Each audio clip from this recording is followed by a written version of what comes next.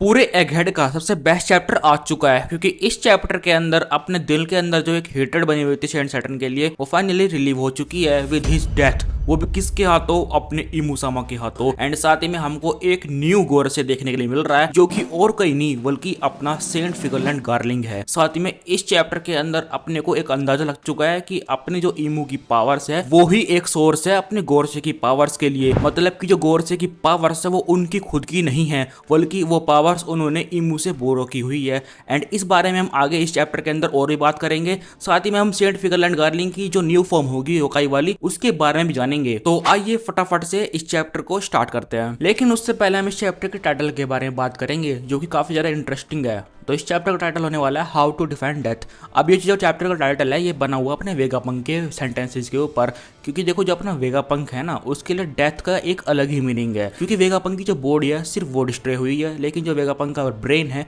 वो अभी तक इंटैक्ट है एंड वो अभी तक बचा हुआ है। और इसी वजह से जो वेगापंक है वो नहीं मरा है बल्कि वो जिंदा है और हम आगे इस चैप्टर के अंदर जानेंगे भी। फिर हम पढ़ते हैं अपने कवर स्टोरी के बारे में जहाँ पर हम देखते हैं कि अपने यमाटो ओडन के कैसल के पास पहुंच चुकी है और वहां पर देखती है अपने कैसल को बनते हुए। लेकिन वो जानती है कि जो अपना कारपेंटर मिनोटोमो है वो मिसिंग है। तो चैप्टर के शुरुआत में हम होते हैं एगहेड आइलैंड पर जहाँ पर हम जानते हैं कि जो अपने मरीन्स है वो सेराफिम्स के बारे में बात कर रहे होते हैं। एंड जो सेराफिम्स होते हैं वो इस टाइम पर रिचार्ज हो रहे होते हैं क्योंकि जो मरीन शिप्स है वो उनको ले जाने वाली है। फिर हम आते हैं अपने सेंट सैटर्न की तरफ जहाँ पर वो रिमेंबर कर रहा होता है 200 साल पहले मैरिजो को, जहाँ पर उसने अपने इमित को हरा दिया था। एंड हराने के बाद उसने कुछ साइंटिस्ट को ऑर्डर दिया था उसको डिस्ट्रॉय करने के लिए। लेकिन जो साइंटिस्ट है उनकी देखो जो भूख है स्टडी की वो बिल्कुल भी नहीं रुकी। तो उन्होंने क्या किया, अपने इमित को उन्होंने कहीं पर छुपा दिया एंड सीक्रेट में उसको स्टडी करने लगे। और देखो अगर वो लोग उसको ना छुपाते और ना स्टडी करते तो जो अपना एगहेड का यहाँ पर रिजल्ट है वो बहुत ज्यादा बदल जाता। फिर हम देखते हैं सेंट सैटर्न को 9 वाइस एडमिरल से बात करते हुए जहां पर सैटर्न बोल रहा होता है कि हम जिस चीज के लिए यहाँ पर आए थे वो सब चीजें हमने एक्वायर कर लिया है,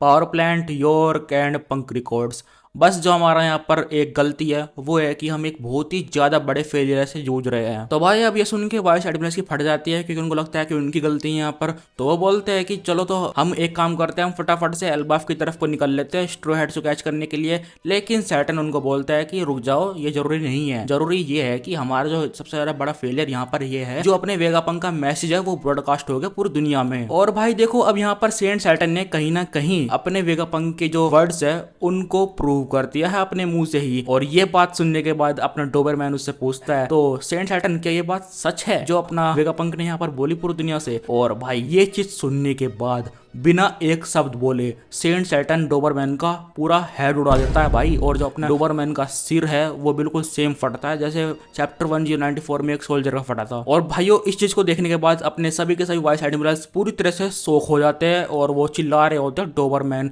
एंड कुछ यहाँ पर नेवी सोल्जर्स यहाँ पर मेडिकल टीम को बुलाने की भी कोशिश करते हैं। लेकिन गाइस देखो चिंता मत करो क्योंकि जो कर्मा है ना वो एक बहुत बुरी चीज है। तो अपने सेंट सैटर्न को भी कर्मा हिट करने ही वाला है। फिर हम आते हैं अपने लैब फेस पर जहां पर यॉर्क नोटिस करती है कि जो क्लाउड की मशीन है वो अपने आप चलने लगी है, जिसके बाद वो उसको स्टॉप करने का ट्राई करती है लेकिन बहुत देर हो चुकी होती है क्योंकि जो अपना पंक रिकॉर्ड्स है जहां पर वेगापंक का दिमाग भी है वो एकदम से एगहेड आइलैंड से डिटैच होकर आसमान में उड़ जाता है, जिसके बाद यॉर्क की पूरी तरह से फट जाती है क्योंकि पंक रिकॉर्ड्स को वो नहीं सेव कर पाए। और इसी के साथ अपना वेगापंक का जो ब्रेन है वो एस्केप कर चुका है। एंड साथ ही हम जानते हैं कि जहां पर अपना वेगापंक का दिमाग है उधर में हम देखते हैं अपने साका, एडिसन, पाइथागोरस एंड एटलस को जो कि अभी भी जिंदा है। मतलब कि जो उनकी कॉन्शियसनेस है वो अभी भी बची हुई है, उनकी जो बॉडी है सिर्फ वो डिस्ट्रॉय हुई थी यहाँ पर इगोर के हाथों एंड बाकी गोरसे के हाथों। तो यहाँ पर अपने जो ये वेगापंक्स होते हैं ये अपने प्लान के बारे में बात कर रहे होते हैं जो कि है अपनी पूरी दुनिया में अपने वेगापंक के ब्रेन की वेव्स कनेक्ट करना, मतलब कि पूरी दुनिया जो है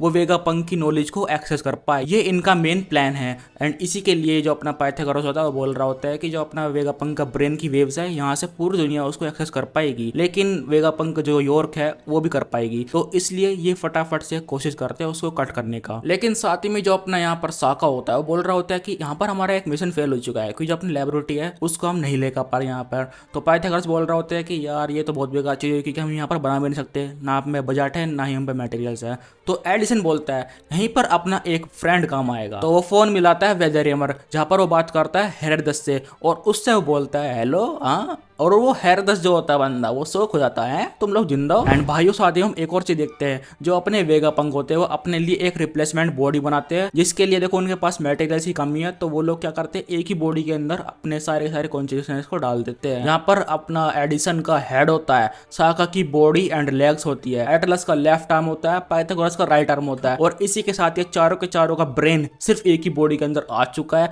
जिसके बाद हमारा ये न्यू वेगापंक बन चुका है। देखो देखने में तो काफी ज्यादा ये फनी लग रहा है, लेकिन भाई क्या ही कर सकते हैं, इन लोगों की भी मजबूरी है। लेकिन देखो इस चैप्टर के अंदर हम कहीं भी स्टेला को बात करते हुए नहीं देखते हैं, तो इसका मतलब हम साफ साफ समझ सकते हैं जो अपना स्टेला है वो जा चुका है इस दुनिया से। और फिर हम आते हैं अपने मैरिज यूज की तरफ को, जहाँ पर हम देखते हैं कि जो टेनरिबिटो होते हैं वो लोग फूड क्राइसिस से जूझ रहे हैं, उनके पास खाने के लिए बिल्कुल भी कुछ भी नहीं है, एंड इसकी जो जिम्मेदार है वो है अपनी रिवोल्यूशनरी आर्मी। साथ ही में हम फिर पेंजे कैसल में अपने फिगरलैंड गार्लिंग को देखते हैं, जो कि एक एलिगेंट सूट पहनने की तैयारी कर रहा होता है, और वो सीधा चलता है अपने रूम ऑफ अथॉरिटी में, और जाते ही एक चेयर के ऊपर बिना किसी हेजिटेशन के बैठ जाता है, एंड वो बाकी 5 एल्डर से बिल्कुल इनफॉर्मली बात करता है, जिसके बाद अपना नसजुरो शौक हो जाता है थोड़ा सा, एंड जो अपना वर्कर होता है वो बोल रहा होता है व्हाट इज योर टोन गार्लिंग, वॉच योर माउथ, और इसी के साथ जो अपना गार्लिंग होता है वो बोल रहा होता है अब से जो अपना वेगापंक क्योर है वो मेरे डायरेक्ट कमेंट के अंदर रहेगी, एंड साथ ही में तुम लोग अब से मेरे को warrior God of science and defence मानोगे, क्योंकि मेरे को कहीं से ऑर्डर मिले हैं। और इस चीज को सुनने के बाद अपने वाकी गोरसे की फट जाती है, क्योंकि उनको समझ में आ जाता है कि जो अपना सेंट सैटर्न है उसके तो भैया लग चुके हैं। गार्लिंग भी बोलता है कि अब यहाँ से पूरी दुनिया में बहुत कुछ होने वाला है, बहुत कुछ बिखरने वाला है, तो अब इस वर्ल्ड को एक सेफ प्लेस बनाने के लिए, बेटर प्लेस बनाने के लिए आइए हम फेलो एल्डर्स कुछ ना कुछ करते हैं। मतलब भाई यही तो वो लोग हैं जो पूरी दुनिया को डिस्ट्रॉय करने की कोशिश कर रहे हैं,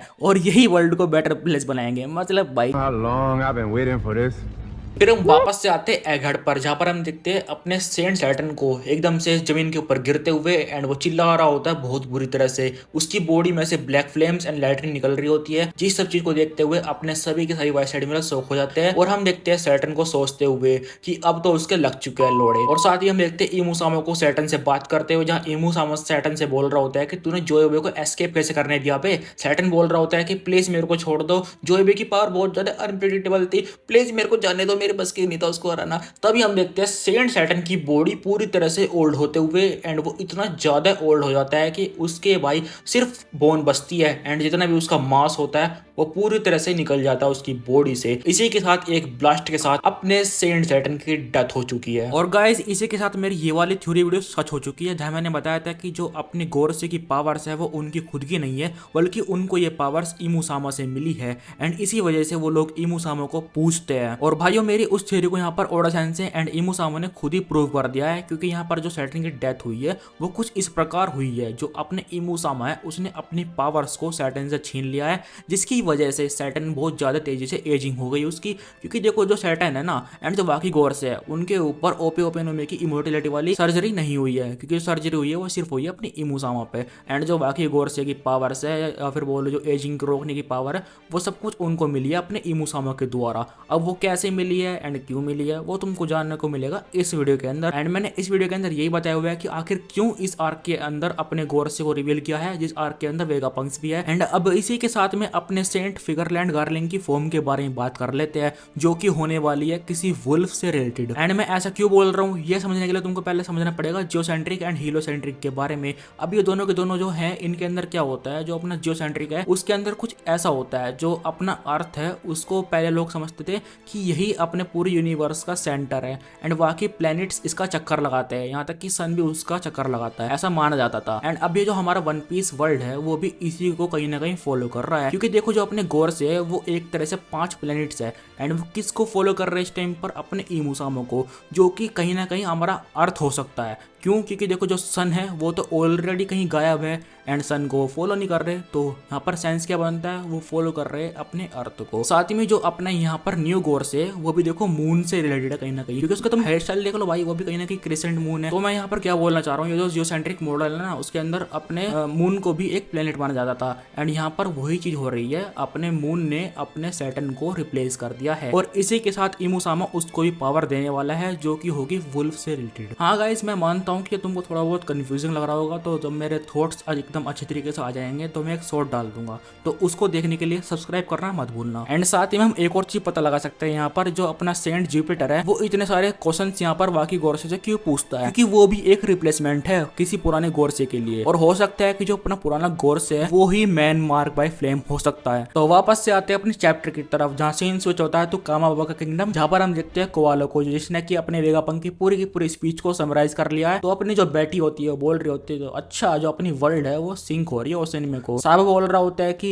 अच्छा तो भाई ये चीज सेंस बनाने लगती है, जो अपने रेड लाइन है उसके ऊपर वाकी के टंडे बेटा क्यों बैठे हुए हैं। एंड चैप्टर के लास्ट हम ड्रैगन को देखते हैं जो कि बीच के पास खड़े होकर खुद से बात कर रहा होता है। वो बोल रहा होता है कि वेगापंक अब तूने पूरी दुनिया में इतने खतरनाक वर्ड्स बता ही दिए तो पीस तो होने जरा, अब यहाँ पर हमको जल्दी से कुछ ना कुछ करना पड़ेगा एंड जल्दी से ये फाइट खत्म करनी पड़ेगी, वरना तो पूरी दुनिया में सिविल वॉर स्टार्ट होने वाली है, क्योंकि उन लोगों को भी सेफ प्लेस चाहिए होगा। तो भाई फटाफट से कुछ तो करना पड़ेगा।